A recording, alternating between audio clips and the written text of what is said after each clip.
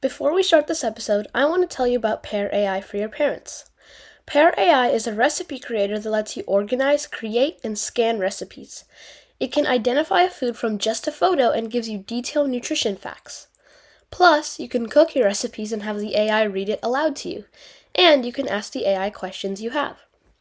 Finally, you can share recipes with the community and view others' recipes too. Download Pair AI for $0 and no subscriptions on the Apple App Store today. That's Pair AI Recipe Creator.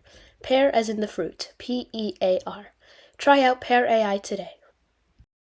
In this episode of Kids Learning Lab, we'll be learning about the FIFA World Cup, something you have probably heard of because of the constant ads and other people, or because you have watched some games.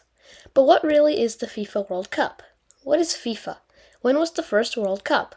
Plus, we'll learn some crazy facts too.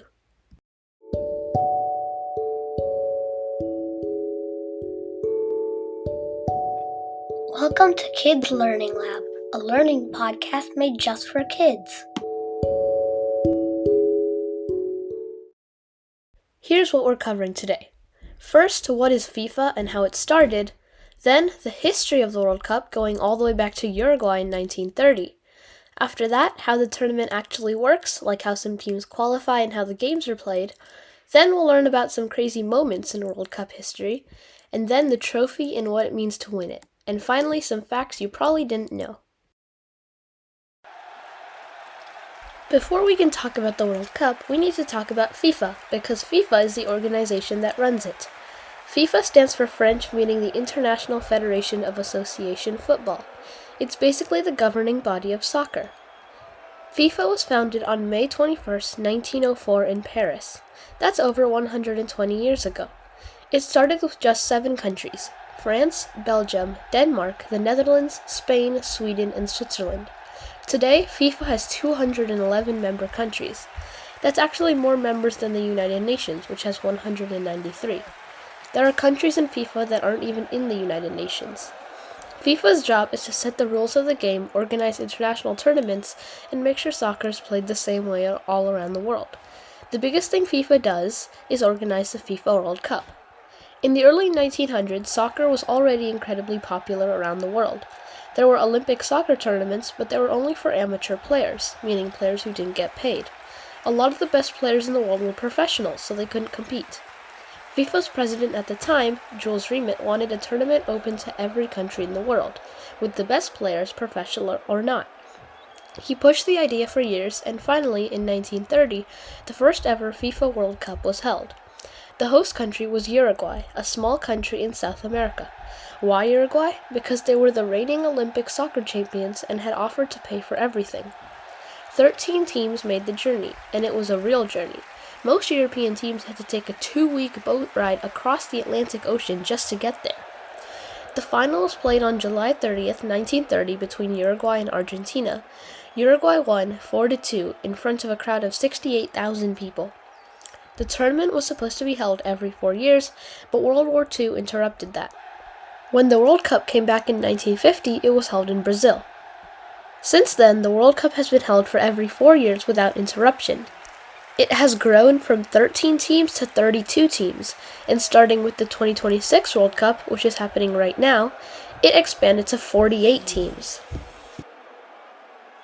There are over 200 countries in FIFA. They're split into 6 regions of the world called confederations. They're basically continents: Europe, South America, North America, Africa, Asia, and Australia. Each region holds its own qualifying competition over the 2 years before the World Cup. Only the top teams from each region earn a spot. For the 2026 World Cup, 48 teams qualified from all over the world. The host countries, in this case the United States, Canada, and Mexico, automatically qualify. Every other spot had to be won. Once the tournament starts, teams are placed into groups. The 2026 World Cup right now is in the group stage. Each group has 4 teams, and they all play each other once. The top 2 teams from each group advance to the World Cup. Then, they go to the knockout rounds. The knockout rounds are exactly what they sound like. If you lose, then you go home. It's single elimination all the way to the final. The team that wins the final is the World Cup champion. The World Cup has been going on for almost 100 years now, and here are some of the craziest moments in history. First, there was the miracle of Bern in 1954. Hungary was considered the greatest team on earth at the time because they hadn't lost a single game in 4 years. West Germany had already lost to Hungary 8-3 earlier in the same tournament, but in the final, West Germany came down from 2-0 to win 3-2. Next, the Hand of God. In a quarter-final match between Argentina and England, Diego Maradona scored a goal, but instead of kicking the ball, he punched it in with his hand. The referee didn't see it and allowed the goal. He then scored what's widely considered the greatest individual goal ever, dribbling past 5 England players in a 60-meter run before slotting it in. Argentina went on to win the entire tournament. There's another famous moment. Brazil was hosting the World Cup and needed just a draw in the final game against Uruguay to win the whole tournament. Brazil Stadium had nearly 200,000 people, the largest crowd ever for a soccer match. Everyone expected Brazil to win. Uruguay scored in the second half and won 2-1. The silence in that stadium was described as one of the most quiet moments in sports history. So what do you get for winning the World Cup? You get the trophy, and it's one of the most famous trophies in the world. The very first trophy was called the Jules Rimet Trophy, named after the FIFA president. But in 1970, Brazil won the tournament for the 3rd time, and under the rules, that meant Brazil got to keep the trophy forever. Unfortunately, in 1983, the trophy was stolen from a display case in Brazil and was never recovered. After that, FIFA created a brand new trophy, the one that's used today. It's solid gold, stands about 14 inches tall, and weighs over 13 pounds. It shows 2 human figures holding up the earth. No country gets to keep the real trophy forever. Instead, they get to keep it for 4 years. They also receive a replica to keep. Every single player also receives their own World Cup winner's medal. Winning the World Cup is considered the greatest single achievement in soccer, bigger than any club championship and bigger than any award. Some of the greatest players ever, like Cristiano Ronaldo, have never managed to win one, while other legends like Pelé won it 3 separate times with Brazil, the only player in history to do that. Now, here's some fun facts about the World Cup. The World Cup is actually watched by more people than the Olympics.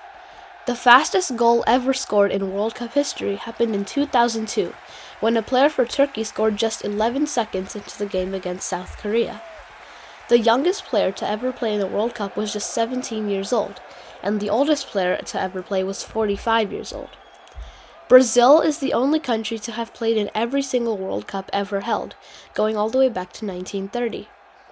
In 1982, a player named Antonio became the first person to play in 5 different World Cups for Mexico.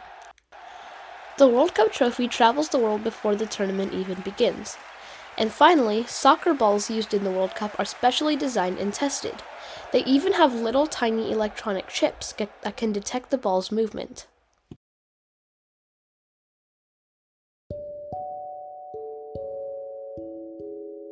Thanks for listening to today's episode. If you want to receive free bonus content, you can sign up for the newsletter at news.kidslearninglab.com.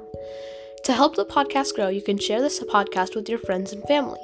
And if you're listening on Apple Podcasts, you can leave a review. Thanks for listening, and make sure to sign up for Pair AI on the Apple App Store. It's free and has no subscriptions. Thanks for listening.